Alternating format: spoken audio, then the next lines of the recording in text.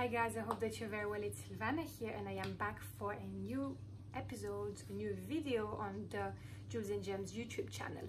So for today's video, we'll be talking about astrology. So we'll be discussing what's happening at the moment in the skies, and that is the major change in season. So we just left Capricorn, now we are into Aquarius season. So we'll be talking about what does that mean, what are the major transits that you need guys to be aware of, that could explain a lot about how things are at the moment or how you may feel. And of course, some little tips for you, some little examples of rituals that you can set up for yourself in order to make the most out of this Aquarius season. And of course, I'll be recommending you guys, as always, some crystals that you can work with in order to channel this beautiful Aquarian energy that we are currently in. So let's get started first. And for those of you that are not really aware, so Aquarius season actually started yesterday and it's going to be with us for about a month. And this period is going to really help us to allow us to channel that beautiful Aquarian energy that's all about being avant-gardist, very aerial energy. And this is the perfect time for that. And if you didn't know, this star sign Aquarius is actually ruled by Uranus, the planet Uranus. And what is that planet about? Well, it's the planet of the future, or it's an electric planet that represents originality, extravagance. And Aquarius season is really going to be about reminding us that now we have to accept ourselves for who we truly really are.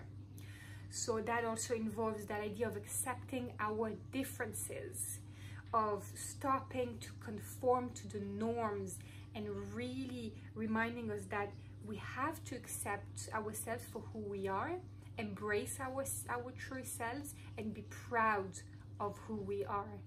And that's what this is all about. And I would say, if I was to give any keywords about that current energy, I would say the season should be all about originality, about a non-conformity, a community, visionary mindset.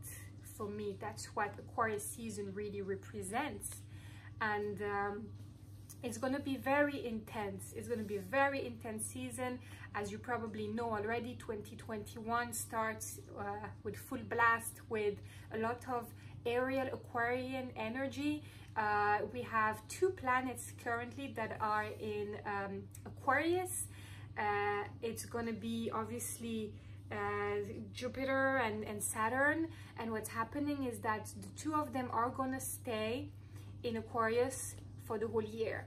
So very much strong Aquarian energy here around us. And but also there's something else to mention. If you don't know it already, now is the time to prepare yourself, because on the 30th of January, Mercury will go back to retrograde. So that's gonna bring even more intensity to the current mood and the current situation. And the overall mood will be, you probably already feel like that. And if not, if it's gonna get to you, you'll probably understand a little bit why.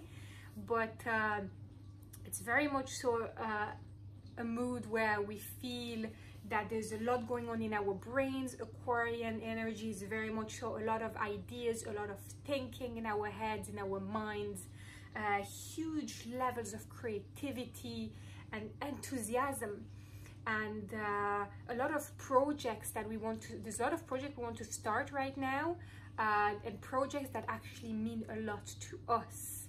That's what Aquarian energy is all about. But be careful, because on the other side, for some of us, and I think I fall into that category, it might be difficult to actually achieve it all. We put so much in our heads and brains, you know, so much ideas flowing, yet you know, to act in a concrete manner to achieve all those ideas is going to be the real challenge. So, you know, what do we have to do? What should we do in this situation? Well, it's very simple. The key here is you have to keep yourself grounded. You need to ground yourself, because that's how you're going to ground your ideas and make sure you allow them to become real and materialize them and manifest them, you know. So since Jupiter and Saturn are in Aquarius, the general energy has changed. I would say you probably might have noticed that, you know, yeah, as I said, so many ideas, but we might feel restless. We're struggling to get them all done and coming to life. So my tip would be, you have to start the season with serenity. You have to start, you know, by being in a peaceful mindset, you know, like don't allow that excitement to get over your head, you know, like you have to calm yourself.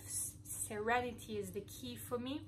And you know, to really make that's how we're going to make the most out of all those energies right now. You know, we need to ground ourselves. So what does that mean, grounding myself? You might be asking me, what are you talking about here, Sylvana? Well, the idea is very simple. I would suggest some grounding practices that you could implement in your day-to-day life. And I don't think for a second they're weird or strange. You know, it's going to be very easy, and that's going to bring us to the right path. So what would be examples of grounding practices you can do? So you can, for example, focus on, if you're someone that does yoga, for example, try to focus more on doing grounding yoga postures, yoga poses that would be considered very good for the root chakra, for general grounding energy. Then maybe going for walks in nature, you know, to eat more root vegetables definitely is another one. To push yourself to slow down and take the time to really pause and be present in the here and now. And essential oils can also be great if you're someone that uses them. I would suggest something like, for example, vetiver, cedarwood, lavender. Those would be really nice to use during this time.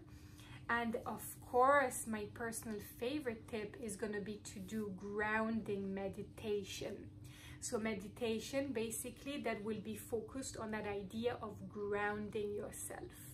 And what you can do with that is you have to try to meditate in a way. For example, I like to meditate seated on the ground, like to really feel the actual ground underneath me, because it really gives you that feeling of safety and security, which is at the same time what we need in those times where everything is so uncertain.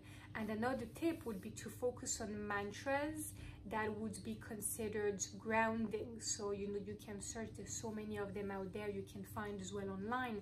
And definitely to really try to implement the use of crystals during your practice. And for example, an idea for you would be to try to include stones like, I'll show you one here of the beautiful hematite here, very grounding stone. You can feel it by the weight. It feels heavy, it feels grounding, it has that beautiful energy that's great for that. Then you could also work with, let me show you another one. We also have a black onyx, another example here, a very grounding protective stone. This one is great. Red jasper is another example if you like more of that type of energy. Red jasper is going to be more so about, you know, like strength, determination, survival.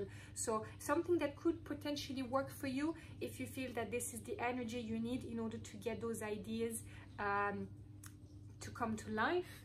Another one for you here is definitely one of my personal favorites. It's the beautiful smoky quartz, a great choice. Very much so about that grounding energy and releasing what does not serve you.